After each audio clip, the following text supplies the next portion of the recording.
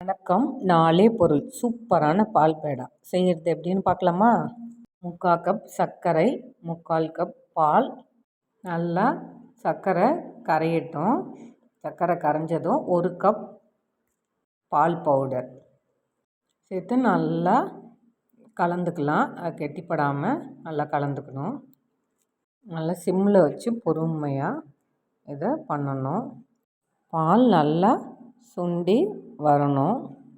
இந்த வீடியோ பிடிச்சிருந்தா லைக் பண்ணுங்க, ஷேர் பண்ணுங்க, சப்ஸ்கிரைப் பண்ணுங்கள். இன்னும் நிறைய வீடியோஸ்லாம் போட்டிருக்கோம், பாருங்க. கடையில் அதிகமாக பணம் கொடுத்து வாங்க தேவையில்லை. நமக்கு வேணுங்கும்போது நாமளே செஞ்சுக்கலாம்.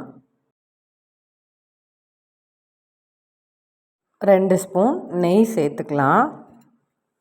அவ்வளோதாங்க. நல்லா கலந்துட்டு உருட்டுற பதத்துக்கு வந்தாலே போதும். அடுப்பை ஆஃப் பண்ணி நல்லா ஆற வச்சு எடுத்துக்கலாம். ஆறுனதும் நல்லா ஒன்று போல் சேர்த்து பிசைஞ்சு எடுத்துக்கலாம். அவ்வளோதாங்க. இப்போ அச்சு இருந்துச்சுன்னா அச்சில் போட்டு எடுத்துக்கலாம். இல்லைன்னா அது மாதிரி சின்ன சின்ன உருண்டையாக உருட்டி எடுத்துக்கலாம். பால் பேடா ரெடி. இவ்வளோ நேரம் இந்த வீடியோவை பொறுமையாக பார்த்ததுக்கு நன்றி. வணக்கம்.